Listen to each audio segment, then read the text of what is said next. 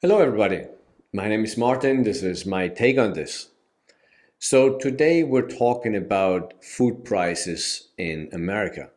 We'll be watching a video from the large man abroad and see what he has to say about this fact. Just so you know, I was actually back home in Vegas just for the last weeks or so, and I was actually really shocked. I bought like maybe 10 items at the local Smith's supermarket, and I paid $85 for that stuff. And it wasn't particularly, stuff you would think it's expensive.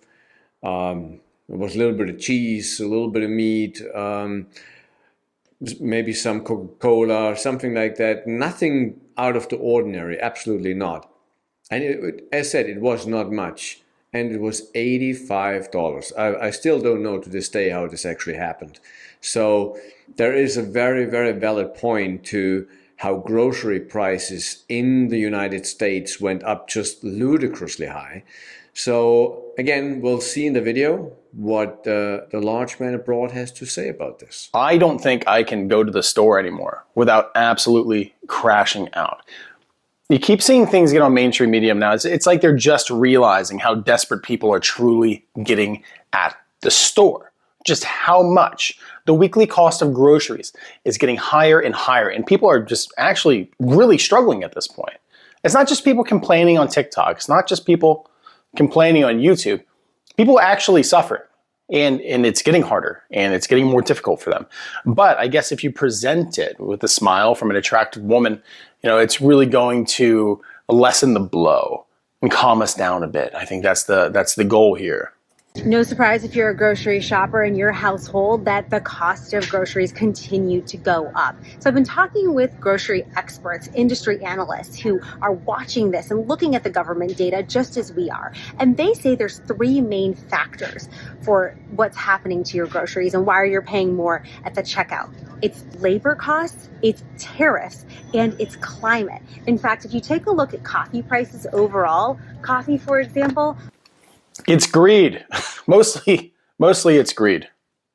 Up 20% compared to a year ago, up more than 20%, in fact. And we're also seeing this across imported produce and other places.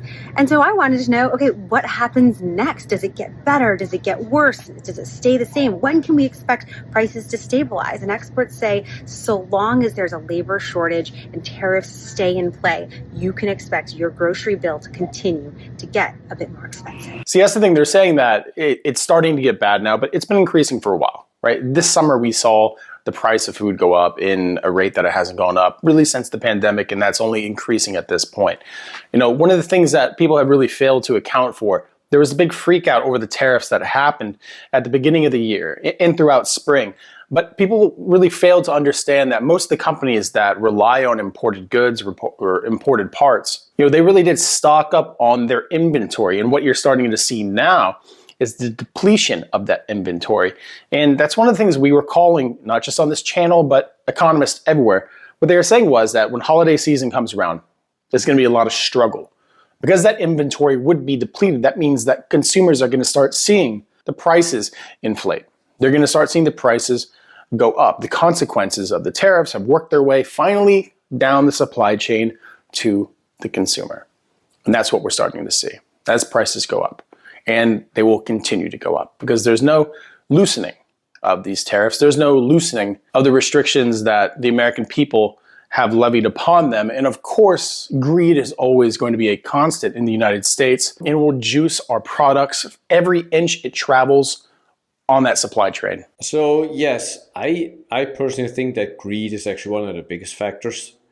And for whatever reason, the American public is not really standing up. And the government, of course, doesn't care about it whatsoever. So there's not any rules or nothing in place like in other countries where, price gouging and things like that are illegal. They are illegal in America too, yes, of course. But overall, nobody is really looking into that. And I'm pretty sure that the administration is just overlooking those things. And the problem is that people just don't have enough money anymore to just buy basic things. And that's the really bad thing about it. But nobody is really standing up. Nobody is really really getting upset about it. Nobody is, driving to Washington, D.C. and demand that the government is doing something against this. So as long as that's not happening, as the people are just okay with it, as they just getting by, corporations will actually increase prices more and more till there might be, some sort of a standoff of the consumer. But as long as that's not happening, they will try to push the limit higher and higher and higher. That's what they do. And we still pay it. We still say, it's what it is, period. And it's actually wrong, to be honest, because it's not happening in that speed in other countries in the world. And, there makes no sense why it's happening in America. We can mask it and we can make it look attractive by having, someone with a smile present us with this information. But the reality of what people are facing sounds more like this. It's a highway robbery. When I see the prices of chicken and it's $12 for 2 pounds of chicken or a $7 box of cereal, it's absolutely ridiculous. About $500 a week on groceries. I have a family of 6. So it's outrageous. We spend more on our grocery bill than we do on our mortgage. See, that's what it's really all about. It's the working class people that are getting hit by the price hikes the most. A lot of it, honestly, is just price gouging. Just think that 85% of the market when it comes to poultry, beef, and pork are owned by 4 companies. 4 companies, that's it. They control that. They are the buyers, right? They're the ones who buy from the farms, and they tell the farms, hey, we're only going to pay this much. So even though the corporations, because they monopolize that marketplace, they're getting these goods at a discount. They're increasing the cost on the consumer, blowing their own profits through the roof, while at the same time robbing the American population who is going through a cost of living crisis that we've not been through in living memory. Yeah, that's one of the biggest drawbacks actually in the United States. I think that there's only a few large corporations that control the overall market. That's something the government should have prevented. But, we want less government, so this is what happens. There's nobody there to control these things, so that's what happens. I know one of them, I think, is Tyson. Whenever you go to Walmart or whatever, you find Tyson chicken. And I'm sure there's, as he said, like 3-4 others, and that's it. For a country this size, it's ludicrous. It really is. There should be, hundreds and hundreds of different companies that provide these foods, but there aren't. And the smaller ones, they cannot compete. They just can't. And so that's what happens. And so they can make the prices whatever they want. And we just have to pay. Nothing we can do about it, really. It's a kind of greed that should be shunned, should be addressed, and should be illegal. And you see grocery stores like Albertsons and Kroger's trying to have a merger, and that being blocked in several Democratic states because, again, it creates a monopoly. There's a reason why when you go through your towns right now, what you don't see is a lot of local markets. If you're like me, you never really saw local markets, local grocery stores. The big grocery stores took over and they undercut everyone. And once those grocery stores, the local grocery stores, shut down, they could raise the prices because there wasn't any competition. By having 2 of the biggest grocers in America combine, that would give them a pure monopoly of the vast majority of the market and too much leverage to actually manipulate the price of goods and to price gouge. And there has been reports on it. And there's already been lawsuits filed against Kroger and Albertsons for doing so. And I think that you're going to see more of those as time goes on, as we see more of a backlog of goods coming from an agricultural side, as soybeans and corn lose their demand to be exported. America's going to have a glut of these things. Farmers, they can hold on to them as long as they can to see if the market recovers, but it's going to have to go somewhere. The farmers, they have bills to pay, and when they can't pay those bills, they lose the farm. So it's going to force them to sell it. And it's going to force them to sell it to very few buyers because these aren't really the kind of things that you're buying at the store to put on your table. We're talking about soybeans. We're talking about corn, sunflower, things that go into the processed foods. Really, that's the cash cow of the United States, and that's what's most heavily subsidized. But when the price of those things go down, not only do the farmers suffer, I know that a lot of you think that, hey, who cares about that? You should. But at the same time, these companies are charging us top dollar. Yeah, that's a big issue with the processed food in this country. It's just insane, really. Most people don't go out and really buy fresh fruits or fruits and vegetables in general, and just regular meat, and do the stuff themselves. But just as an example, Europe versus America, and I know it's not, Europe is not a country, so let's just say Spain as an example, okay? So in America, you have all sorts of salad dressing, from Thousand Islands to whatever there might be. And so everybody is buying these already processed salad dressings. And there's so much chemicals and other shit in it. You really don't want to look at the label. It's really just bad. If you're in Spain, you know how many salad dressings, pre-processed salad dressings there are?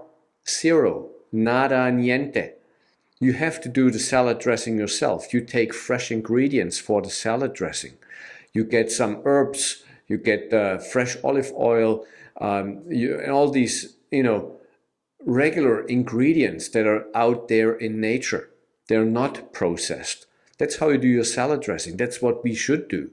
But no, we're just, for the convenience. Oh, it's easy. Just get this bottle of salad dressing and spill it over the salad. And the whole meaning of having a good salad is kind of down the drain because of these processed foods. But that's, as he said, that's where the cash cow is, because we love convenience. We just don't want to take the time to do our own salad dressing. We just want to spill this over and off we go, period. So it's part actually is our own fault, just because we love convenience. It is only greed. So you can blame it on the tariffs, which I do. You can blame it on droughts and market fluctuations, which of course you can. But in the end, really, when you look at this in its entire picture, a lot of it's just coming from corporate greed. And of course, bad decisions by this administration, of course, it's a big part of this, because the corporate consolidation of power in general within the United States is causing a lot of conflict in every sector of our country. And there doesn't seem to be any address to it. You hear grievances from the farmers themselves. Right? A lot of them who voted for these, 82% of farmers voted for this administration, and a lot of them are suffering, very much so, from the tariffs. Yeah, that's actually an interesting point. I think it was last year in Germany. So they wanted to change some subsidies for farmers in Germany. You know what happened? The German farmers went on their tractors and drove to the capital city of Berlin. They pretty much locked the city down with the tractors. You know how big a tractor is, so you're not moving that thing away with a tow truck or anything. That thing weighs tons and tons. So once they block the city, there's nothing, you can do. So actually the government had to go back and say, okay, no, we still subsidize these and that, whatever, to actually support the farmers. That's what needs to happen in America. Those farmers need to get on their tractors and block Washington, D.C. so that the government sees, oh, there is actually a problem there. We might actually want to change the course and support our local economy, the local farmers. That's important. But again, that's not happening. My 39th crop. I started in 1986, the year I graduated high school. I could plant an acre of beans in 1986 for $30. It irritates me that you don't have the guts to acknowledge that the people do not pay the tariffs. I don't care if it's John Deere, Case, Caterpillar, all that stuff is outsourced overseas. And the guy that pays it is the guy that purchased it. I can buy a bearing for a combine, and it's made in Taiwan or who knows where. Parts have over doubled in the last year, if you can get them. The dealer at Marshall has a backlog for almost 4 months because they can't get parts because of Trump's stupid tariffs.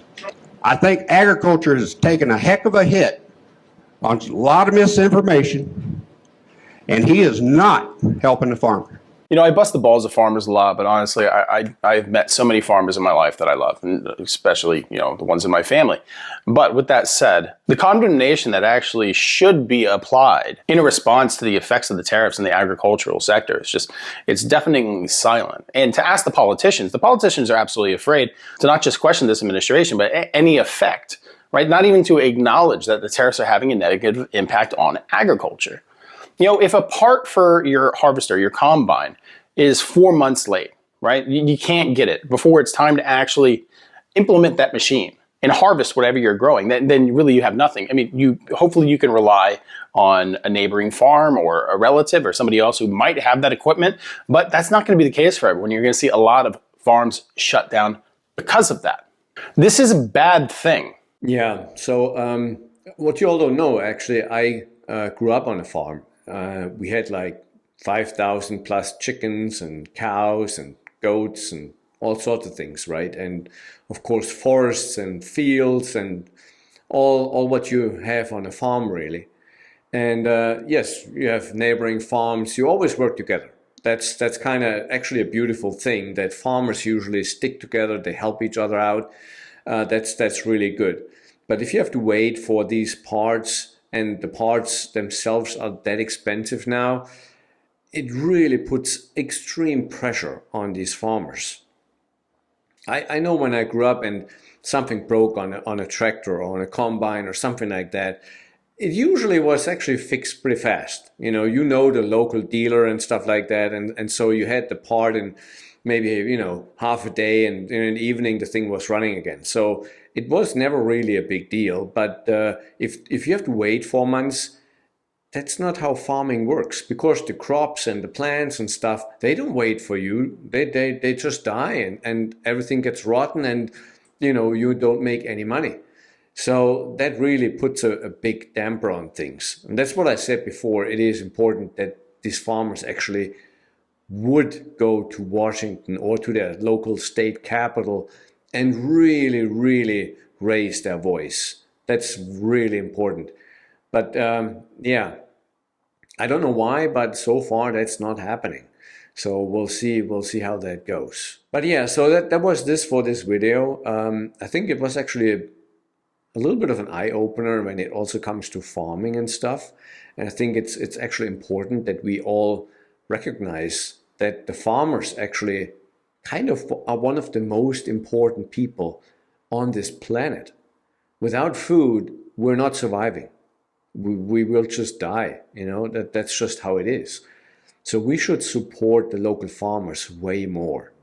Problem like, okay, I live in Vegas, there is no farm. there's nothing to grow around, so it's just it's just wasteland, if you will. It makes no sense, but that's what it is, right? So nevertheless, that's what we should do. We should support the local farmers because they provide the food that we can live and survive. And that's important. That's absolutely important. Way more important than the newest blockbuster video, the newest PlayStation, the newest iPhone. Nobody gives a shit about that, to be honest. You want food on the table, you need to survive. And that's way more important than any of these things. So we should support them and fight for them to make sure we always have good, fresh, quality food on the table. All right? So yeah, that's it for this video. The original video will be in the link below. And I will see you in the next video. Alrighty, bye.